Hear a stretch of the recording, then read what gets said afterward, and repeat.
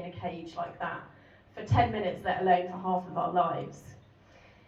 All animals have very strongly motivated natural behaviours. It's one of the 5 freedoms, a really important parameter for welfare. It's one of those instincts for pigs. Rooting with their snouts is one, obviously not possible on a bare concrete floor. So welfare legislation stipulates that they should have permanent access to manipulable material, but of course there are loopholes for units with slatted floors and slurry systems that wouldn't cope, i.e. most pig farms. Nesting is another. So in the wild, sows will walk up to 6.5 kilometres to carefully select a nest site away from the herd, and then she'll build an elaborate nest, really protective nest. And the most elaborate of these ever recorded was a nest in Brazil that had 255 kilos of plant material built into it. So the inability to express these natural behaviours leads to signs of psychosis, like the zoo animal that will pace their enclosure or the monkey that will bang their head against the bars.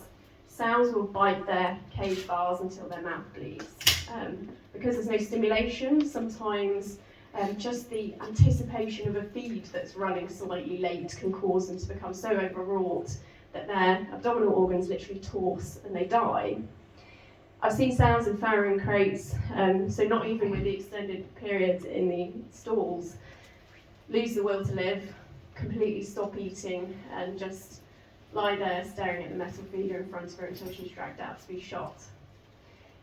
The stress of this extreme confinement can cause mothers to savage their own babies, particularly mums on their first time in a crate. I think studies suggested 5 to 10% of first-time mothers in crates can savage their piglets.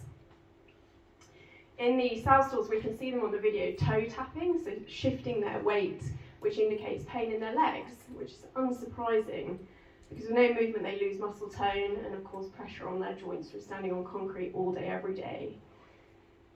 Some of the girls in the video look freshly weaned, so they've just had their babies taken off them and they're put straight back in to the cage on concrete floor, lying in her own waste, which is a risk for mastitis for a freshly weaned mum.